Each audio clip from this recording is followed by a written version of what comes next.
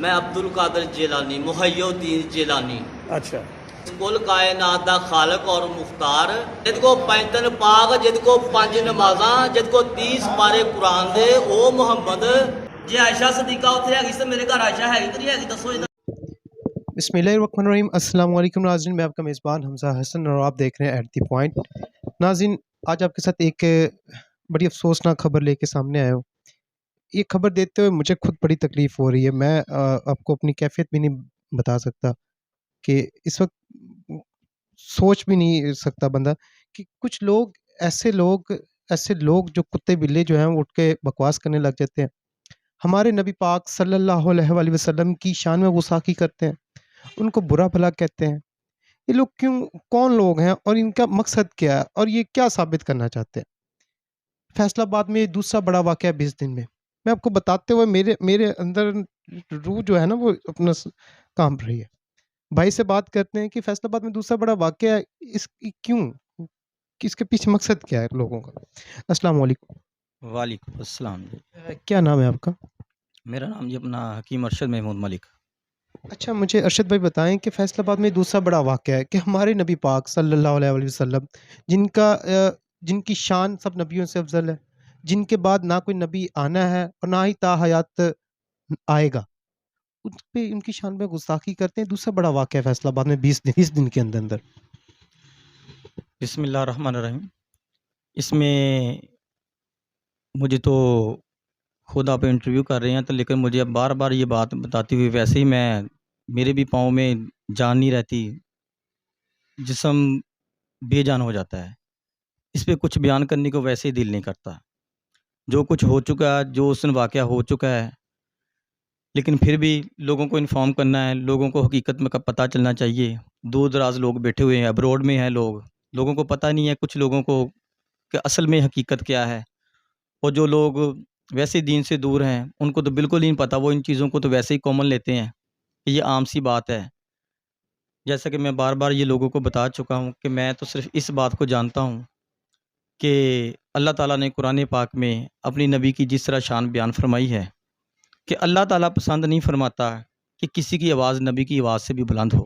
آواز مرتبہ تو بہت دور کی بات ہے، صرف آواز بھی بلند جو ہے وہ بات وہ بھی اللہ تعالیٰ پسند نہیں فرما رہا ہے۔ سورہ حجرات میں اللہ تعالیٰ فرماتا ہے کہ اپنی آوازوں کو نبی کی آواز سے پست رکھو، اگر وہ آہستہ بولیں تو اس سے بھی پست رکھو، ٹھیک ہے؟ تو یہ اب ہمیں سوچ لینا چاہیے اس بات کے اوپر کہ جس نبی کی اتنی شان ہے اس کے بارے میں کوئی بندہ بولے۔ دیکھیں وہ لوگ کون تھے جن کے لیے اللہ تعالیٰ نے یہ آیت اتاری تھی؟ وہ بدو لوگ تھے جن کو کہا جاتا تھا کہ یہ ان پڑھ لوگ ہیں۔ اب مجھے یہ بتائیں کہ اللہ تعالیٰ نے ان کو کسی طرح کی یہاں پہ گنجائش نہیں دی کہ یہ علم والے بندوں کے لیے بات ہے یا ان پڑھ بند، کوئی بھی بندہ ہو وہ نبی کی شان میں گستاخی نہیں کر سکتا، ٹھیک ہے؟ یہ جو ہمارے ساتھ واقعہ ہو چکا ہے، اب بعد میں کوئی بندہ کہے یہ ذہنی مریض ہے، کوئی کہے یہ کچھ ہے، اس سے کوئی سروکار نہیں بھائی۔ صرف ذہنی مریض ہے تو کیا اس کا مطلب ہے کہ وہ ہمارے نبی پاک صلی اللہ علیہ وسلم کی گستاخی کرنے لگ جائے؟ ذہنی مریض ہے تو کیا وہ آپ مثلا جو بھی لوگ یہ اسٹیٹمنٹ دے رہے ہیں ان سے بندہ یہ پوچھنا چاہے کہ آپ کے گھر میں اگر یہ ذہنی مریض اندر داخل ہوتا ہے، آپ کی ماں بہن بیٹی جس کو آپ اپنے سر کا تاج سمجھتے ہیں اس کے ساتھ بدسلوکی کرے تو کیا آپ اسے چھوڑ دیں گے؟ ذہنی مریض کا کیا مطلب ہے؟ اور دوسری بات یہ ہے کہ اگر ہم اس کو نہیں چھوڑتے تو نبی پاک صلی اللہ علیہ وسلم جس پہ لیے پوری کائنات بنائی گیا ہے، جس کے لیے یہ کائنات بنائی گئی، اور جو ہم کلمہ پڑھتے ہیں جس پہ ہمارا ایمان سلامت ہے اور ہمارا ایمان بھی اس بات پہ سلامت ہے، ان کے بعد کوئی نبی نہیں آئے گا، تو یہ لوگ کون ہیں؟ کیوں اس طرح کی باتیں؟ ہاں جی، دیکھیں جی، توبہ نعوذ باللہ، جو ورڈز اس بندے نے بولے ہیں، ٹھیک ہے، عباس نامی یہ بندہ ہے، اس نے جس طریقے سے اپنے آپ کو، توبہ نعوذ باللہ، میں پھر 1000 دفعہ کانوں کو ہاتھ لگا کے کہتا ہوں کہ توبہ نعوذ باللہ، کہ یار وہ کس طرح کا پاگل ہے؟ اس طرح کا پاگل بھی واجب القتل ہوتا ہے۔ اسلام میں تو جو گستاخ رسول ہے وہ واجب القتل ہے، مگر ہمارے قانون میں نہیں ہے اس وقت۔ دیکھیں جی، اگر تو کوئی مسلمان اپنے آپ کو نبی کہتا تو اس کا مطلب وہ مرتد ہے، ٹھیک ہے؟ وہ مرتد ہوتا ہے۔ وہ اس طرح کا بندہ، مثال کے طور کے اوپر کہ اپنے آپ کو نبی ظاہر کرے، ٹھیک ہے، اس طرح کے جو لوگ تھے حضرت ابوبکر صدیق رضی اللہ تعالیٰ عنہ کے دور میں لوگوں نے بہت سے نبوت کا دعویٰ کیا تھا۔ آپ مجھے بتائیں اس تاریخ کے اندر انہوں نے یہ دیکھا تھا کوئی پاگل ہے، کوئی مست ہے، کوئی سائیں ہے، کوئی کیا ہے، ان کا اڑا دیں سب کو انہوں نے مروا دیا تھا، ٹھیک ہے، تاکہ کوئی آئندہ سے کوئی جرت نہ کر سکے۔ ہمارے جو فیصل آباد میں یہ دوسرا بڑا واقعہ ہے، اس کی وجہ یہ ہے کہ اب یہ ایک ہوا چل پڑی ہے۔ پہلے لوگ توبہ نعوذ باللہ یہ چھوٹی بچیوں کو ریپ کر رہے تھے، وہ دن گزرے ہیں تو اب یہ شروع ہو گیا۔ تو کیا یہ میرے نبی کے ہی گھر کو ٹارگٹ کیا جانا ہے؟ کیا ان لوگوں نے توبہ نعوذ باللہ اب نبی بن کے ظاہر ہونا ہے؟ یہ پاگل نبی بنیں گے توبہ نعوذ باللہ؟ تو توبہ نعوذ باللہ یہ جو لوگ تھے کفار، یہ کفار کا شیوا تھا، وہ میرے نبی پاک صلی اللہ علیہ وسلم کو غلط ناموں سے منسوب کرتے تھے، ٹھیک ہے۔ اب وہ لوگ خود یہ بن رہے ہیں، یہ والے لوگ ہمارے بن کے ہمیں دکھا رہے ہیں کہ میں توبہ نعوذ باللہ محمد ہوں۔ توبہ نعوذ باللہ یہ بندہ کہہ رہا ہے کہ میں محمد ہوں، مجھے پہچانو، میں مدینے والا ہوں۔ توبہ نعوذ باللہ یہ لفظ میں بار بار کہنا نہیں چاہتا، لیکن اس لیے ریپیٹ کر رہا ہوں تاکہ میری مائیں، بہنیں، بھائی، جو بھی میرے مسلمان بھائی ہیں، سب میرے بہن بھائی ہیں، وہ جہاں کہیں بھی سن رہے ہیں، خدا را میری ان باتوں کو نوٹ کریں کہ کسی بھی حدیث، کسی بھی اس 1400 سال کی ہسٹری کے اندر کسی پاگل کو یہ اجازت نہیں ملی کہ وہ نبی کی شان میں گستاخی کرنے کا حقدار ہے۔ وہ کہہ دے تو اس کو چھوڑ دیں، اس وجہ سے اس کو چھوڑ دیں کہ کوئی بات نہیں، یہ پاگل ہے۔ یہ نہیں ہو سکتا۔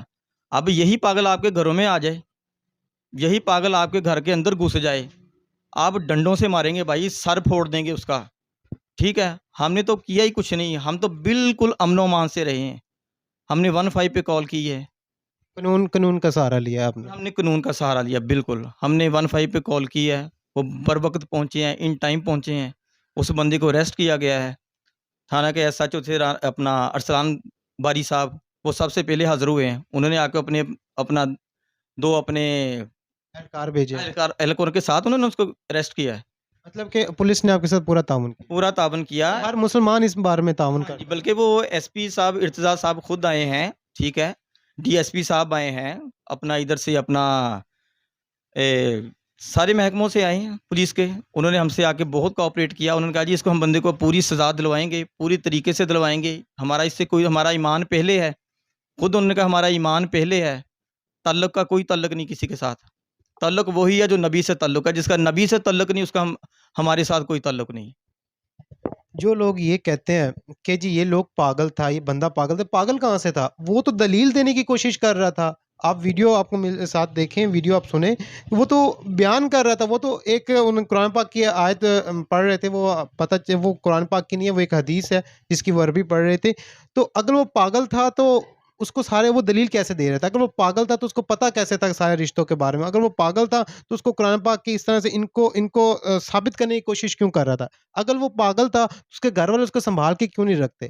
اچھا مجھے بتائیں کہ جو لوگ یہ کہہ رہے ہیں پاگل ہیں، یہ لوگ کیا ہمیں باہر سے فنڈنگ ہوتی ہے؟ کیا ہمارے عوام کو یہ بتایا جا رہا ہے، یا ان کا مائنڈ اس سیٹ کیا جا رہا ہے ہمارے آنے والی نسلوں میں یا ہمارے ینگسٹرز میں؟ یا وہ لوگ جو یہ کہتے ہیں یہ پاگل ہے، آپ نے اس کے ساتھ غلط کیا ہے، تو ان کا مائنڈ تیار کیا جا رہا ہے کہ یہ بات بڑی چھوٹی ہے، اس بات کو چھوڑ دیں؟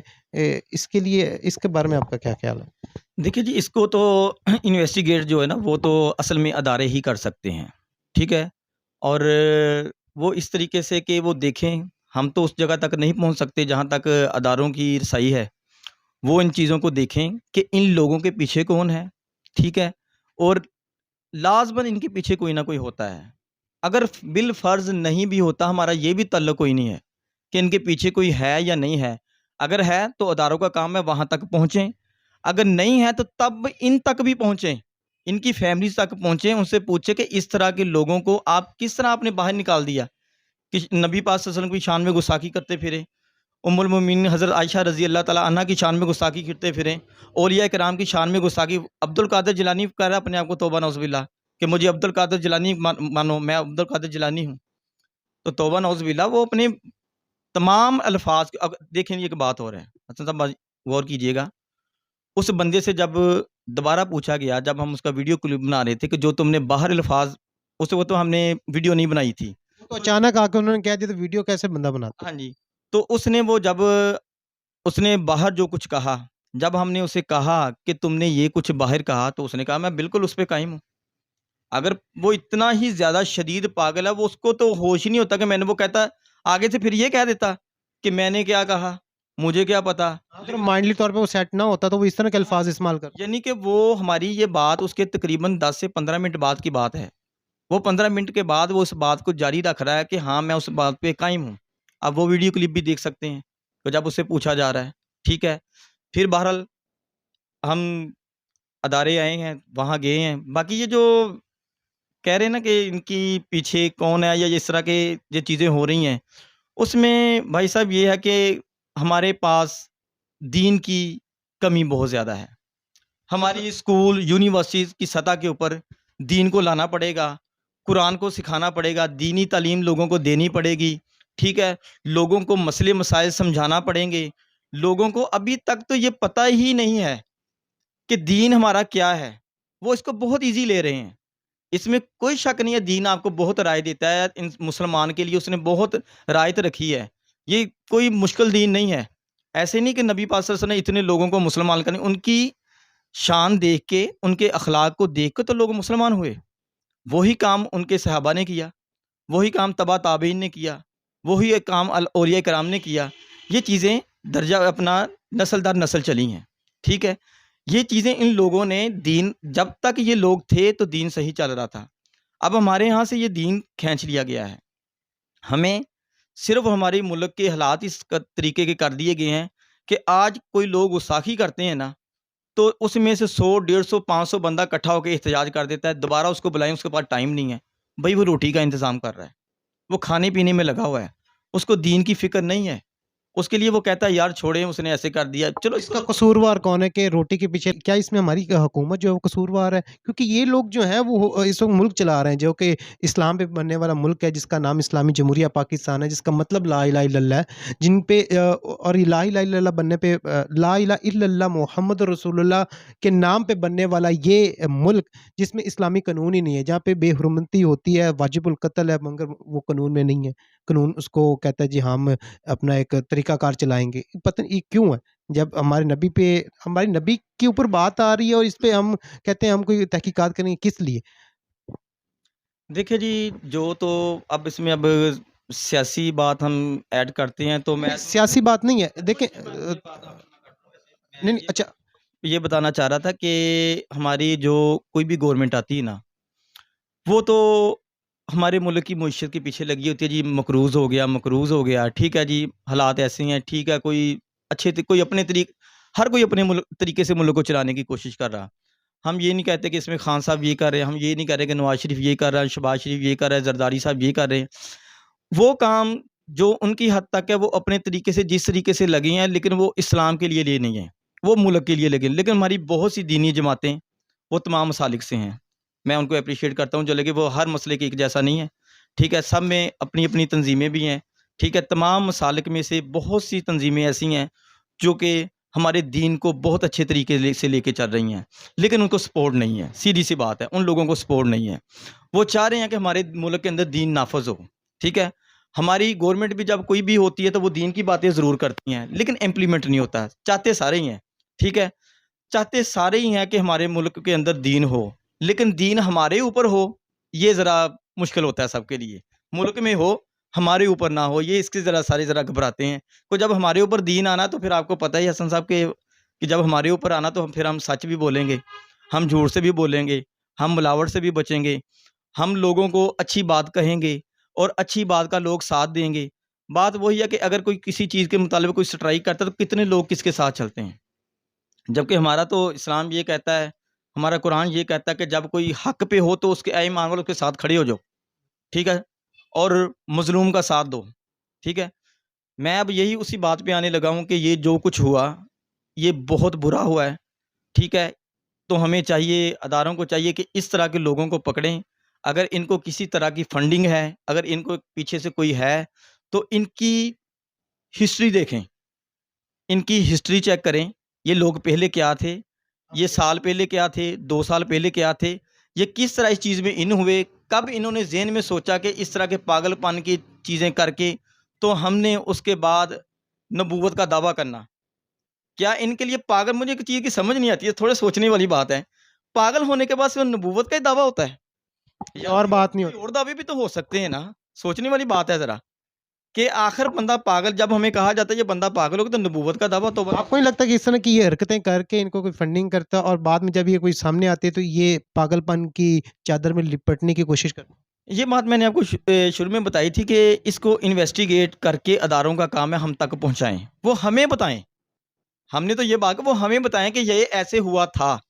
اب ہم نے کیا کرنا، ہماری جو نسل ہے، نوجوان نسل ہے، ہم دیکھیں جی وہ بہت ایکٹیو ہے، سوشل میڈیا پہ بہت ایکٹیو ہے، ان کو چاہیے کہ وہ ہمارے دین کو پازیٹیو لے کے چلیں، لوگوں کے ساتھ بات کریں، پازیٹیولی چلیں، ٹھیک ہے، مسالک کو نہ دیکھیں کون کس سے مسئلہ، ہم نے سب سے پہلے تھا کہ ایز اے مسلم ہم کیا ہیں، ہمیں بینگ مسلم ہم نے کرنا کیا ہے، لوگوں کے ساتھ کرنا کیا ہے، ہمیں دین لوگوں کے گھروں تک لے کے جانا ہے، یہ مساجد تک کا دین نہیں ہے، یہ مدرسوں تک کا دین نہیں ہے، یہ دین مسلمانوں کے لیے ہر گھر کا دین ہے، ہماری بچوں کے لیے، ہماری بیٹیوں کے لیے، ماؤں بہنوں کو، سب کے لیے دین ہے، ہمیں اس کے لیے سوچنا پڑے گا، اور ہمیں اس تعلیم کو زیادہ حاصل کرنا پڑے گا جس سے ہمارا معاشرہ سنور سکے۔